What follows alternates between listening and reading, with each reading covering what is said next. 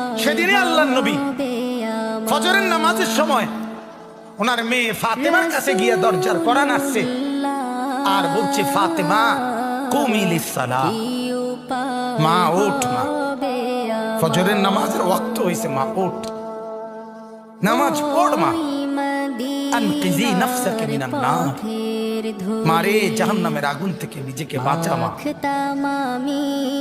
ফাইন্নী লা উগনি আনকা মিনাল্লাহি শাইআ। ফাতেমা, হাসরের ময়দানে আমি মুহাম্মদের মেয়ে, এই কথা বললে মা আমি তোরে বাঁচাইতে পারবো, তোর সেজদা দেখাইতে হবে মা, তোর গোলামি দেখাইতে হবে, তোর পর্দা দেখাইতে হবে মা, তোর দ্বীন দেখাইতে হবে মা।